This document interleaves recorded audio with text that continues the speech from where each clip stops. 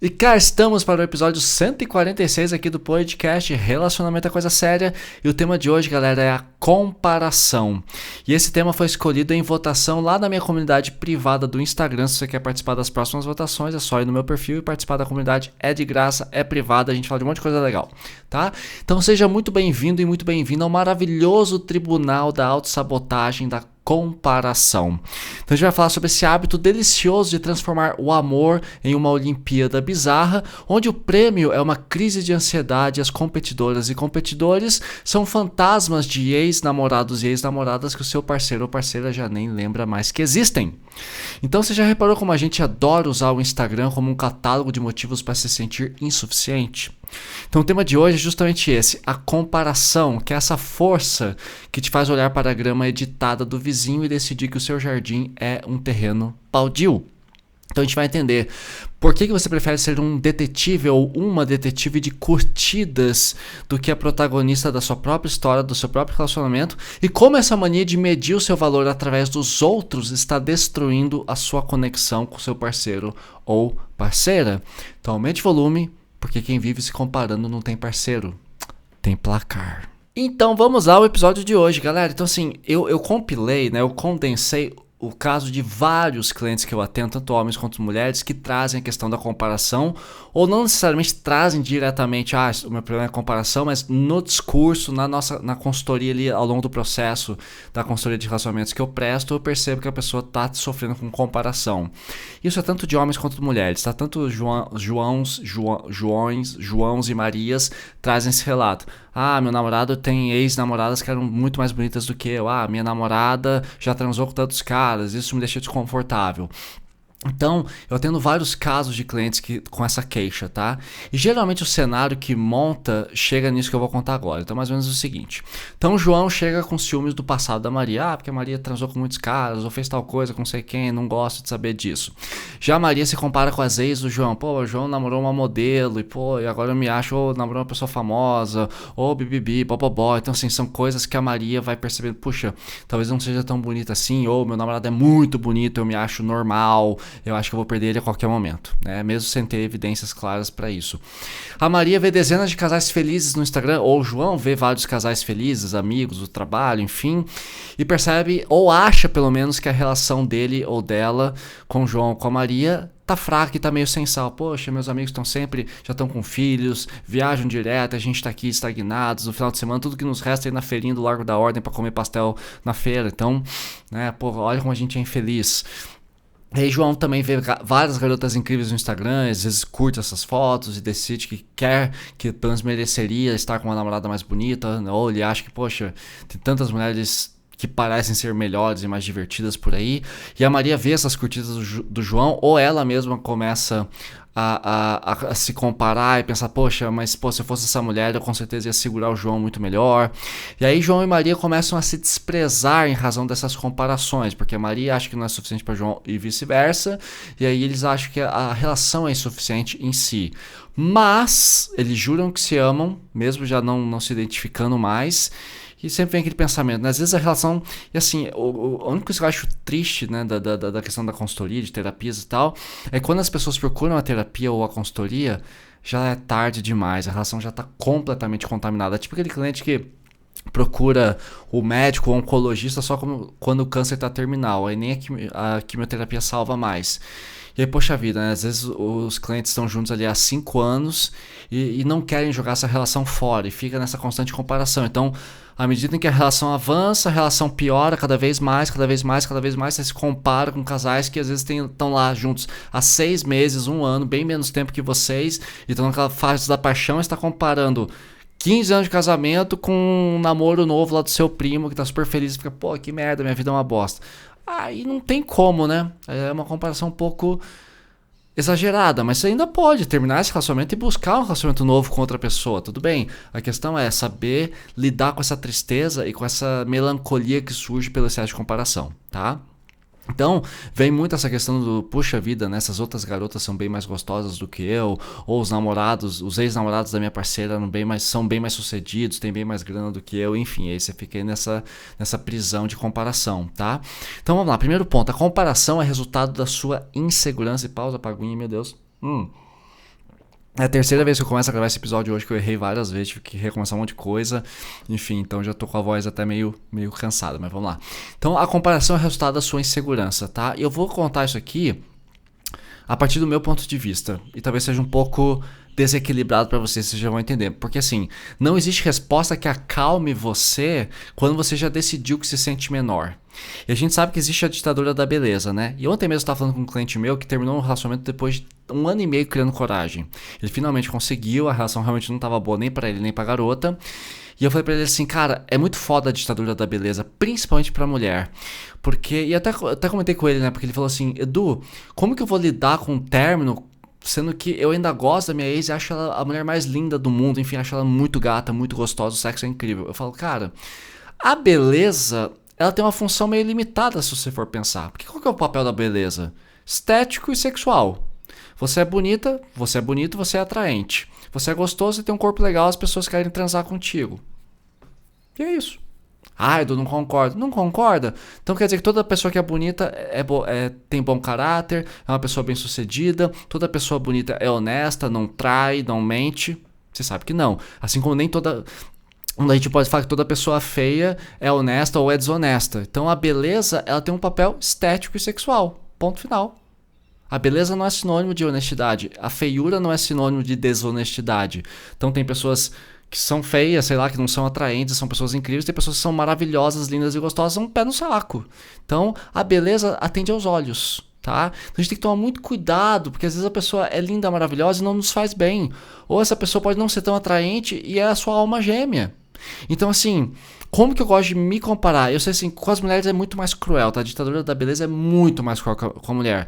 Se você é homem e não concorda, pensa num date. Quando você vai pra um date, você põe o quê? Uma calça jeans, uma camiseta, ali uma corrente, uns acessórios, perfuminho e pau. Vai pro rolê com a menina. A menina não, ela fica ali 2 horas se arrumando, porque ela tem que cuidar de maquiagem, cabelo, um monte de coisa. Então a mulher tem que tomar muito mais cuidado, precisa de muito mais esforço para atender ali o que a sociedade exige dela e às vezes até ela exige de si própria. Então eu sei que é muito mais pesado. Mas como que eu gosto de trabalhar? Então eu vou falar do meu caso como homem, tá? Um homem de 41 anos, 1,88 m, 65 quilos. Ou seja, você já ficou chocado? Sim, eu sou um cara alto e magro. Então tem 2 pessoas que eu posso usar hoje de comparação para falar como que eu gosto de trabalhar com o meu corpo e com o meu vestuário, tá? Vou falar de um que tá na moda, que é o Michael Jackson, que voltou agora graças ao filme. Então o Michael Jackson é um cara super magrinho. Ok, o Michael Jackson é um cara lindo, na minha opinião. Eu acho ele super bonito. E eu não tenho nada a ver com ele, mas assim, ele é um cara negro, eu sou um cara branco, enfim, mas o Michael Jackson era extremamente magrinho, e eu tava vendo umas entrevistas dele agora no YouTube, ele falando, poxa, eu sou um cara magro e tal, ele falando com os dançarinos com os corpos incríveis, eles se comparando. O Michael Jackson era um cara magro, de cintura magra, um corpo estreito.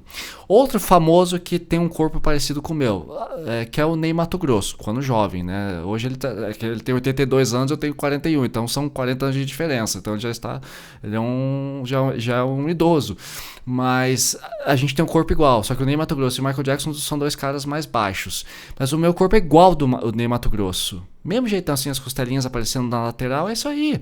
Eu sou um cara magro, então não adianta me comparar com Johnny Depp, com Brad Pitt, eu nem sou loiro pra me comparar, então assim, eu sei o meu lugar, eu sei que tipo de roupa funciona pra mim. Por exemplo, hoje eu tô com uma roupa mais larga, que eu tô em casa, tô de moletom, tá frio aqui em Curitiba.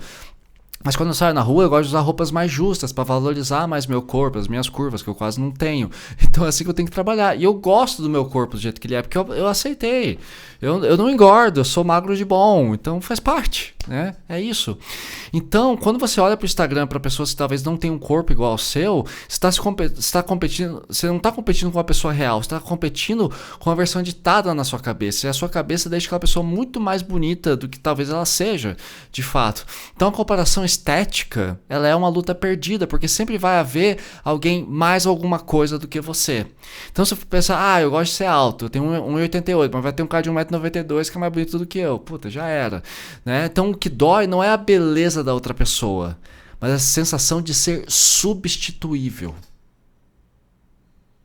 Então você percebe, nossa, se tem alguém mais bonito, eu posso ser trocado. E é isso que pega na comparação. Então, às vezes você pode até achar uma mulher mais bonita, mas você também percebe, ela é mais bonita, mais inteligente, mais gostosa, ganha mais do que eu. Pronto. é uma competição, então eu já perdi a corrida, né? E aí vocês me perguntam, tá, Edu, como é que eu posso ser insubstituível? Seja você mesmo. Então, seja você mesmo. Descubra o que você tem de único. Michael Jackson, um grande cantor, tudo bem, são pessoas famosas, mas vamos baixar o nível. O Michael Jackson é um cara extremamente autêntico. O Ney Matogrosso tem uma voz única. Então, o que você tem de único? E invista nisso. E se a pessoa não te quer porque você é muito magro, ou muito alto, ou porque sua voz é fina, ou porque sua voz é grossa, ou porque te acha muito isso, muito aquilo, o problema é da pessoa. É uma questão de você realmente assumir isso pra você. Eu já fui muito rejeitado por ser muito magro, mas muito rejeitado. Tem garotas que nem querem falar comigo porque me acham muito magro. O que eu posso fazer? É a ideia dela contra a minha, mas a minha é isso aí, entende? Agora vamos para outra face dessa conversa, que é quando, voltando para a história do João e da Maria, que é essa história do quem teve mais parceiros, que é a comparação com o passado, os ciúmes do passado de um parceiro. Então assim, que é o famoso ciúmes retroativo aos ciúmes do passado. Que o que significa isso? É você ter um desconforto com algo que não está no seu controle. Isso é desesperador para muita gente, porque é a reputação da pessoa, entre aspas. Então, quando meus clientes perguntam por que eu me incomodo tanto com o passado da minha ex ou do meu ex, simples, porque o passado não pode ser mudado. Já aconteceu, a pessoa já fez aquilo, não dá mais para mudar. Então, essa comparação externa com pessoas de fora, pessoas do passado, gera uma grande ansiedade, né? Enquanto que a comparação interna, ela gera uma evolução, a gente já vai falar disso. Então, quando você olha para o passado do seu ex ou da sua ex, você está falando da reputação. Tá? Então, de repente essa garota transou com mais de 30, 50 caras, sei lá, você fala, meu Deus, tem muito cara que eu escuto dos machistas, é vagabunda, é uma mulher da vida, tal. E o cara, a gente falou disso bastante nos últimos episódios aqui, às vezes o cara saiu com muito mais garotas e quer julgar a menina, tá? Então acho que a única comparação que pra mim que faz sentido é a comparação interna, ou seja, como éramos como casal quando tava tudo bem e como estamos hoje como casal agora que tá tudo mal. O que mudou na nossa jornada? Então, a gente tá transando menos, não é porque a gente não tem libido ou porque a gente não se acha atraente. Porque a gente tá trabalhando muito, a gente tá muito cansado, ou porque a nossa rotina em casa não tá legal, a gente tá sobrecarregado com filhos, tem vários motivos. E aí você fica vendo as fotos de Instagram de casais que têm filhos e estão super bem, e você acha que, nossa, mas você tá vendo a foto. Mas você não tá vendo o bastidor. Às vezes, antes daquela foto, depois daquela foto, rolou uma puta briga com aquele casal, você não tá nem sabendo, né? Então, o que eu gosto de pensar sobre a questão dos ex-parceiros, né? Sobre o body count, que é a contagem de corpos, né? Contagem de parceiros.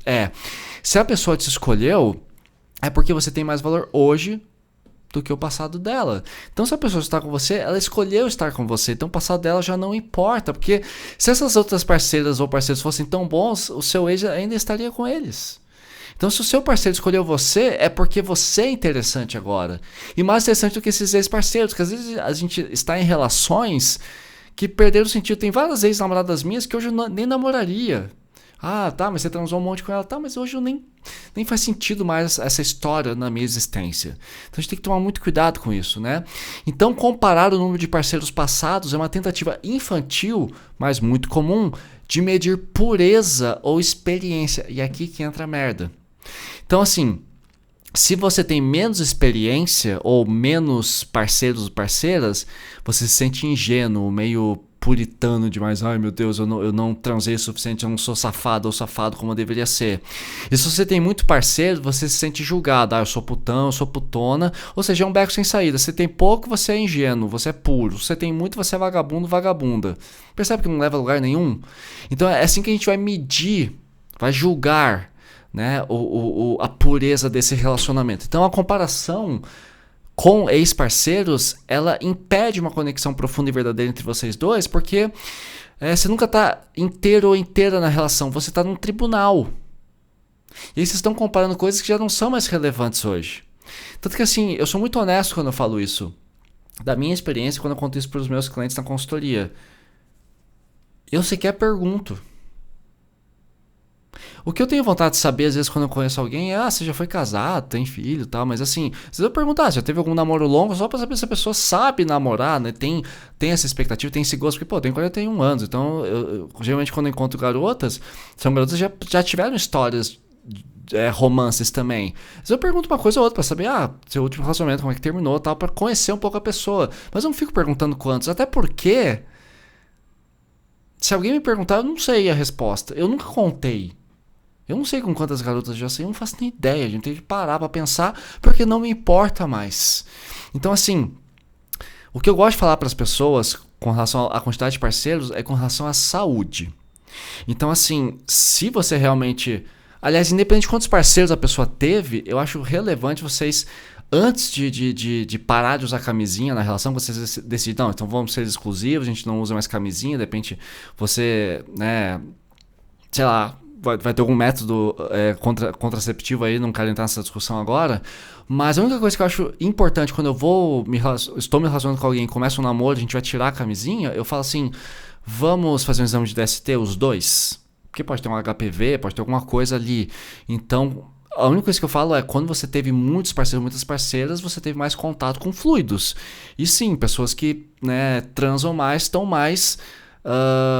estão mais propensas a pegar alguma coisa. Então vale a pena dar uma olhada nisso. É a única coisa. Mas assim, você pode falar assim, hoje estou gripado. Por quê? Porque eu fui num show no final de semana. Bom, você esteve em contato com várias pessoas, quando teve contato com mais bactérias, mais vírus, é natural que você pegue mais coisas. É uma questão de amostragem, mas não de, comportamento de risco.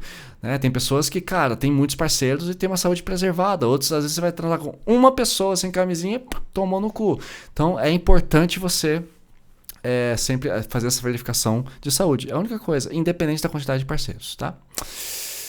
Muito bem. Galera, eu até pausei a gravação aqui pra ver o que eu tinha falado, porque a palavra comportamento de risco surgiu na minha cabeça e eu não gosto desse termo. Aí eu lembrei de onde que veio. Isso aqui é psicanálise, né? O retorno do recalcado, é quando o inconsciente traz. Por que eu puxei esse termo? Porque nos anos 90 falava-se muito de comportamento de risco, principalmente no mundo... Oh, meu Deus, no mundo... homossexual, né? Então, assim, falava-se muito de comportamento de risco e tal. Só que se for pensar, cara, o comportamento de risco não é quantidade. Né? Eles falam assim, porque os gays saem com muitas pessoas e tal. Cara, héteros também fazem isso. Era a homofobia da época. Aí falava-se desse termo, tipo, então quer dizer que todo mundo que saía com muitos parceiros com certeza tinha alguma pereba, enquanto que quem só tinha um ou dois parceiros tava de boa. Mas tivemos muitos casos de pessoas que, cara, tiveram uma transa na vida e na primeira pegaram HIV. Então, o que existe realmente pode ser esse descuido, mas não tá ligado à quantidade de parceiros, tá? Gente, eu até pausei a gravação aqui pra ver por que me veio na cabeça o termo comportamento de risco. Eu percebo que é uma herança de uma cultura que a gente tinha nos anos 90, que é uma cultura que é errada, de achar que, nossa, quem tem muitos parceiros tem um comportamento de risco. É que, na verdade, você se expõe muito mais. Agora, como eu falei, você pode ter tido uma transa com uma pessoa que estava doente e ter se contaminado. Então, existe o descuido, mas não que pessoas tenham muitos parceiros, entendeu? Vão necessariamente ter alguma coisa. Então, enfim. E pra gente fazer uma pausa rápida aqui, lembrando que se você passa por essa situação que João e Maria enfrentaram, os meus clientes você pode acessar, você pode conhecer a minha consultoria de relacionamentos, tá? Eu atendo tanto casais quanto pessoas individuais, eles estão falar assim, mas quem vem aqui do podcast para conhecer minha consultoria tem benefícios, então é só você ir no link aqui da descrição desse episódio, tem lá o link para você falar comigo no WhatsApp, tá? E também pelo link na descrição você pode conhecer o meu curso, que é o curso Relacionamento Seguro na Era do Like, em que justamente eu falo dessa dinâmica de casais, de comparação, de ansiedade, de vínculos ansiosos, vínculo evitativo, vínculo seguro e como que você pode organizar a sua relação para sofrer menos com a ansiedade, com a comparação dentro dos relacionamentos, tá? Então é só clicar no link aqui da minha bio, você pode me chamar no WhatsApp para a gente falar da consultoria ou conhecer o meu curso. E para quem também vem aqui do podcast, tem um cupom de desconto. O cupom dessa semana é ESPELHO, que é justamente o que tem a ver com a comparação. Tá bom? Então vamos lá. Outra ferramenta que a gente tem que falar aqui é sobre o Instagram, porque o Instagram te estraga. Olha que legal, fiz mais um ato falho aqui que valeu a pena. Então o Instagram te estraga, o Instagram. Né? Então o Instagram ele sabe exatamente o que te deixa frágil porque você mesma ou você mesmo às vezes programa isso, tá? Então a comparação hoje é alimentada por uma amostragem real. Então você se compara com o melhor momento de 5.000 mulheres ou 5.000 homens lá que você seleciona por um algoritmo que sabe exatamente onde dói a sua insegurança. Então a gente tem que tomar muito cuidado com isso, tá? Tem que tomar muito cuidado com o que a gente vê. E hoje eu limpei muito o meu Instagram, então ali eu só vejo coisas que me façam bem. Eu sigo influenciadores que eu gosto muito, que fazem conteúdo também sobre relacionamentos, psicólogos, terapeutas, psiquiatras, a Psiclara é uma delas. E eu vejo as bandas que eu gosto, coisas sobre cobra que eu gosto, bicicleta. Então aquelas coisas que me deixam inseguro, porque o homem magro é visto como feio. Ou, por exemplo, eu tô ficando, não, eu já sou um homem calvo, eu tenho calvície, então eu não vou ficar me comparando com um monte de cara que tem uma cabeleira incrível. Eu já não acompanho. Quando começa a aparecer esse conteúdo pra mim, eu paro de ver, porque essa comparação me mata. Então a minha ideia no meu Instagram é observar única e exclusivamente pessoas que têm um perfil parecido comigo, que dão dicas de roupas, dicas de como... porque assim, eu tenho bastante barba, então, dicas de homens pra ter bastante barba. Não vou ficar tipo, ai meu Deus, sabe, olhando pra problemas que eu não tenho. Então, toma muito cuidado. Eu acho importante você usar o Instagram com intencionalidade e com objetivo, né? Então, se eu vou olhar o Instagram hoje, eu quero ver, coisas do Michael Jackson, porque eu fiz um vídeo sobre ele, ou sobre vídeos que eu quero reagir, né? Tipo lá, porque eu fiz o vídeo do Café com Teu Pai, ou vi um vídeo legal do Porta dos Fundos, eu quero usar aquilo pra fazer um react, ou vi um vídeo de alguém. Então, assim, eu uso o Instagram como uma ferramenta de trabalho. E eu recomendo que vocês façam muito isso, tá? E uma coisa que eu acho importante, que eu sempre falo principalmente para as mulheres, eu até quero fazer um episódio sobre como que o homem hétero decente, tá? Não o homem hétero machista, mas como que o homem vê a mulher, porque é engraçado, às vezes as garotas ficam revoltadas quando a gente olha pra vocês e fala assim, nossa, você saindo do banho com toalha, ou você usando a minha camiseta do Nirvana, quando você sai do banho e você veio dormir aqui em casa, eventualmente, você não trouxe pijama e você usa uma camiseta minha, eu fico, meu Deus, que coisa mais linda. E às vezes tem garota que fala, como assim? Pô, eu tô toda descabelada aqui, tô sem maquiagem. É justamente por isso. Então uma coisa que vale a pena no exercício, garotas, que eu convido vocês, pergunte como que o teu namorado te vê, o que ele acha bonito em você. Tem garotas que aceitam bem isso, tem outras garotas que não. Então, às vezes é o seu nariz, e você acha que o seu nariz é feio, é grande, é torto, é estranho, é pequeno, e o cara adora seu nariz, ou o cara adora suas pernas, ou o cara adora suas mãos. Então é muito engraçado você tentar entender como que seu parceiro te vê. E já falaram isso pra mim. E eu era muito inseguro com o meu corpo também, até que as minhas namoradas começavam a falar, Edu, eu acho você gostoso, eu gosto muito dos seus braços. Eu falei, nossa, você gosta dos meus braços? Que legal, legal, você gosta dos meus braços. Então é muito importante você focar mais em como seu namorado te vê do que em como a sociedade te vê. Porque se você está com o João, se você está com a Maria, porque João e Maria te escolheram. Isso deveria bastar. É importante esse exercício de falar assim, bom, se a Maria me escolheu, é porque ela me acha bonito. Eu posso ganhar menos do que o ex dela, eu posso não ser mais alto do que o ex dela, ou mais... Eu talvez não tenha o corpo ou o peito bonito da ex do meu namorado, mas ele escolheu porque ele gosta do meu peito do jeito que ele é. Então acho que isso é uma forma da gente revisar isso tudo, tá? Então você se compara com os outros, mas é engraçado isso aqui, você se compara com os outros, mas você raramente se compara com o seu próprio passado, que eu acho que é justamente a solução para a questão da comparação, né? Porque a comparação com os outros é injusta porque a gente compara o nosso bastidor com o palco do outro. O nosso bastidor... Tem gastrite, tem dor, tem magreza, tem calvície, tem uma celulite aqui ou acolá, um peito que você acha que é estranho, um nariz que você não concorda, um cabelo que tá sempre revoltado, sempre com frizz. E o palco do outro é aquela versão editada que você vê no Instagram. Já a comparação com o seu próprio passado é muito mais pedagógica e é isso que eu acho importante, tá? Então eu gosto de me comparar comigo mesmo. Eu ganhei peso nos últimos dias, né? Eu ganhei peso no último mês. Eu tô me cuidando porque eu gosto muito de andar de bicicleta. Quem anda muito de bicicleta e é muito magro acaba entrando em catabolismo, que é a perda de músculo. Então tem que tomar cuidado, tem que comer muito bem, tem que comer muito mel, muita pasta de amendoim nesses dias, porque eu preciso de muita caloria, porque eu tenho baixo índice de gordura no corpo. Então é o meu passado. Eu comparo o meu passado comigo mesmo. Então, o meu Instagram, quantos seguidores eu tenho hoje, quanto eu tinha há um mês atrás. Não adianta ficar olhando para aquele influenciador que tem 3 milhões de seguidores, que também faz vídeos sobre relacionamentos, porque tem uma outra história. É um cara que já tem pós-graduação, tem um escambau, trabalha com isso há 30 anos, eu trabalho com isso há 4 anos. Então, não adianta fazer essa comparação. Eu tenho que me comparar com coisas que sejam... Eu tenho que me comparar com o Michael Jackson e com o Ney Matogrosso, que tem o corpo igual ao meu. Mas eu não posso me comparar como um cantor, porque os dois cantam muito melhor do que eu, dançam muito melhor do que eu, são muito mais gostosos do que eu acho que eu sou, e tá tudo bem. Então é outra coisa, esses caras têm produção, tem toda uma equipe, e eu tô aqui comigo mesmo, e eu gosto do meu corpo, eu tô feliz com ele do jeito que ele é. Entenderam?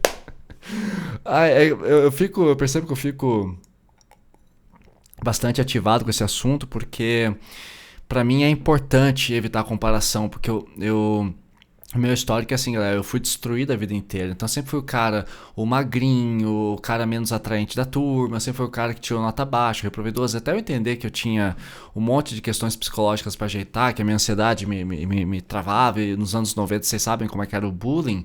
Então eu era sempre o burro, sempre o preguiçoso, que não gosta de estudar, sendo que eu não entendia a matéria, eram outras questões aqui. Talvez fosse uma dislexia, vai saber, um TDAH, sei lá, tem que investigar isso. Mas, então eu sempre fui muito destruído, eu tive que achar a minha autoestima, e minha autoestima começou a se formar quando eu conheci o rock, porque no rock tá cheio de gente esquisita que nem eu, caras magros, tipo o Kurt Cobain era magro, os caras do Black Sabbath, os caras do Metallica que lidam muito com raiva, os caras do Iron Maiden que lidam muito com questões socioculturais, que o Iron Maiden fala muito de história, de né, contextos históricos. Então, os Beatles mesmo, cara, o John Lennon tinha vários problemas pessoais. Então, assim, aí que eu comecei a me identificar e ganhar força. Então, eu usei muito do rock, da música, da arte, para poder construir a minha autoestima, porque eu não tinha outra escolha. Ou eu organizava a minha autoestima, ou eu ia viver me comparando, porque é muito fácil eu me achar feio me comparando com um padrão aí, porque tem homens lindíssimos. Então não adianta nem eu querer competir com esses caras, mas mesmo sendo quem eu sou, eu sempre fui muito amado. Né? Eu já fui escolhido por mulheres muito lindas, muito incríveis, muito inteligentes. Então isso também traz pra mim, né, uma segurança de saber que, pô, eu já fui escolhido como eu sou, então eu posso dar uma relaxada, entendeu? Acho que é importante pensar nisso. Então, saber que às vezes a minha visão é mais feia do que realmente eu sou. Então a gente tem que estar muito, muito, muito atentos a isso, tá? Então, a dica aqui é, nos relacionamentos, a pergunta não deve ser, será que a gente é tão feliz quanto aquele casal do Reels? Mas sim, você tem que se perguntar, estamos nos comunicando melhor hoje do que a gente se comunicava no semestre passado, por exemplo? Então o progresso real tem que ser medido assim. Se a gente está se comunicando melhor do que a gente se comunicava um mês atrás, e não só ficar olhando, meu Deus, olha aquele casal. Lógico, você pode usar referências, mas sejam referências palpáveis, coisas que você pode comparar com você e que você pode atingir também, né? Então evitem comparações com famosos, tá? Isso é mó perigoso. Outra coisa, né? O estado de comparação te coloca em eterna desvantagem. Então, se você se sente, por exemplo, superior a alguém com quem você está se comparando, você alimenta um ego frágil, porque você vai desmoronar na primeira comparação que aparecer. Então, você pensa, nossa, eu sou melhor que essa pessoa. Daí vem algum outro fulano ciclano que é mais alto, mais gostoso, mais rico que você, pronto. O teu ego já é destruído. E se você se sente inferior, você acaba se anulando. Então tem que tomar cuidado com isso, tá? Então estar em constante comparação é viver em estado de alerta. Então não há descanso, não há entrega e fundamentalmente não há amor próprio que resista à constante comparação. Porque no final das contas, a comparação é o oposto da presença, é o oposto do olhar para si próprio. Então quem se compara não está no relacionamento, está num tribunal imaginário. Então você tem que comparar com o que você pode atingir. Então, por exemplo, no meu caso, a calvície.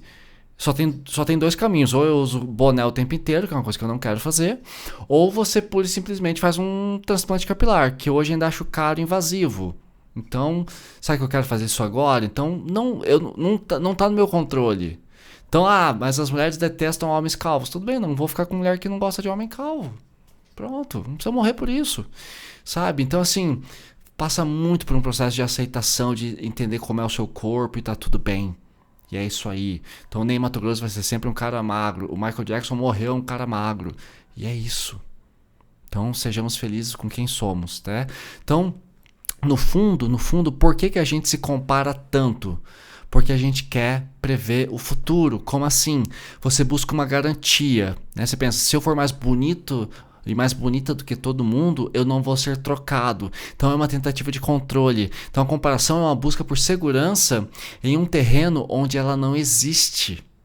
Então, como você não consegue se sentir seguro dentro de si próprio, você busca uma validação externa, né? Você busca uma comparação externa. Isso nem sempre é justo, como eu tenho falado aqui no episódio. Então, tome muito cuidado com esse tipo de problema, tá? Então, pra gente fechar esse episódio, você não tem controle sobre o seu passado. Então, ninguém precisa saber do seu passado, você não precisa contar tudo que você fez, você não precisa saber de tudo que o outro fez, né? Sobre a quantidade de parceiras, gente, eu nem sei a resposta da minha quantidade, não quero saber da resposta da outra, tá? Então, pra mim, realmente, isso é indiferente. Então, o que me interessa é o meu passado em relação ao meu presente e ao futuro que eu posso construir, tá bom? Muito bem, meus queridos, nos falamos na semana que vem e muito obrigado pela atenção. Beijos!